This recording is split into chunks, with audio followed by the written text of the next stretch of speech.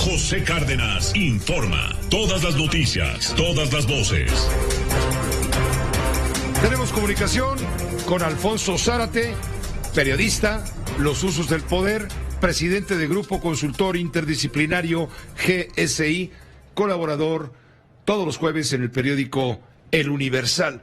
Alfonso, ¿cómo te va? Muy buenas noches. Me gustaría comentar contigo este debate en torno a la pandemia y particularmente a la vacunación que nos hace preguntarnos si va a tener un costo político electoral el próximo 6 de junio, salvo tu mejor opinión, claro. Es cierto, Pepe. Yo creo que lo que hemos escuchado en los últimos días, en las últimas semanas, es este debate, sobre todo entre estudiosos, entre especialistas, que se preguntan unos si el manejo gubernamental de la pandemia va a generar un costo político electoral o si no.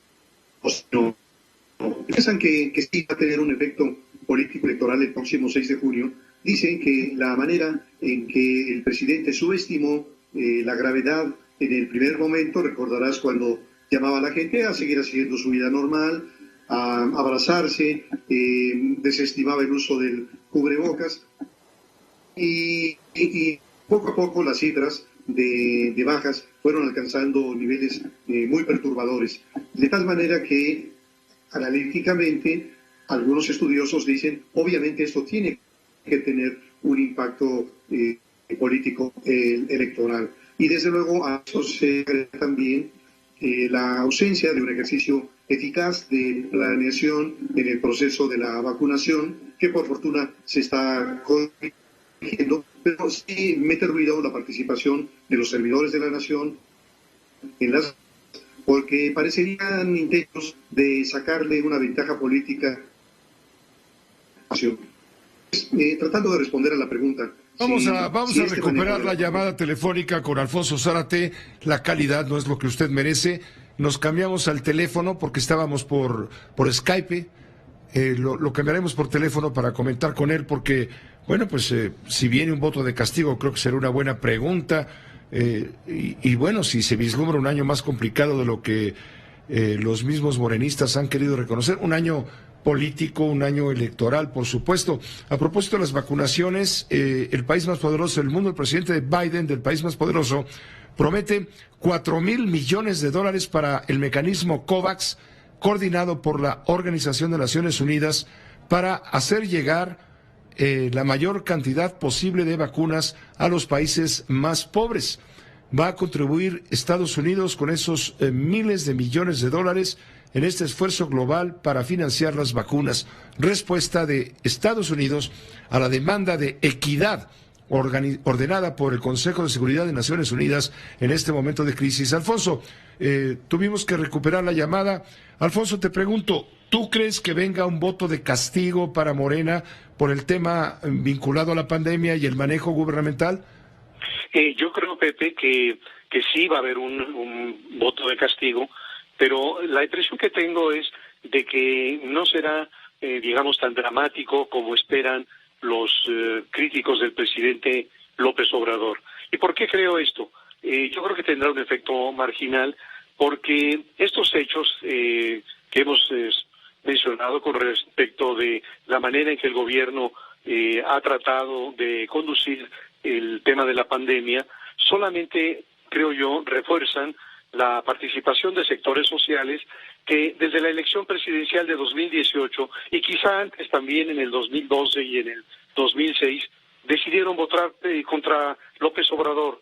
Entonces, lo que está ocurriendo les da más argumentos para su crítica, para su miedo, y ya estos sectores que ya en el pasado habían votado contra López Obrador, solo se agregan, creo yo, quienes en la elección del 2018 votaron por López Obrador, pero lo hicieron con reservas, es decir, le dieron el beneficio de la duda después de la frustración de los resultados del regreso del PRI o de la alternancia por el PAN, y ahora ya no votarán por Morena.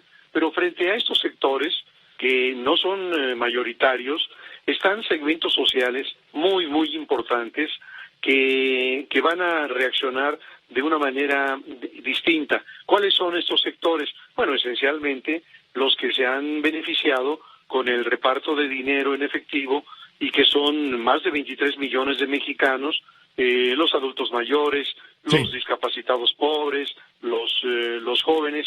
Y Pepe, hemos estado viendo, especialmente en las redes sociales, particularmente en Twitter, la manera procaz, yo diría incluso violenta, como reaccionan los seguidores del presidente, incluso ante las críticas más razonables y la creencia total que tienen en lo que diga el líder, de tal manera que mientras algunos señalan críticas como la del manejo de la pandemia, ellos reproducen la explicación presidencial en el sentido de que recibió un sistema de salud absolutamente deteriorado, y no obstante que algunos recuerdan que en esos años de neoliberalismo no faltaban los medicamentos para los niños con cáncer, ellos replican que ahora la vacunación se ofrece sin discriminar por ninguna razón de raza, de sexo, y aunque se les diga que eso ocurría también en el pasado, ellos van a creer solamente lo que les diga el presidente. Entonces, me parece importante subrayar que esos más de 23 millones de mexicanos que están siendo beneficiarios directos de los apoyos sociales van a ir esencialmente, mayoritariamente, a ofrecer un voto agradecido que, en mi opinión, será también un voto en defensa propia. ¿Por qué en defensa propia? Porque al votar por Morena estarán defendiendo sus pensiones. Sí, Alfonso, perdón, pero el tiempo es inclemente y creo que quedó claro lo que nos hiciste favor de analizar. Te agradezco mucho y seguiremos en contacto. Perdón que te corte, pero aquí tenemos una guillotina. Con mucho gusto, Pepe. Nos vemos la próxima semana. Claro, sin duda. No lo dudes. Alfonso Zárate, los usos del poder. Una pausa breve. Este año, Cupido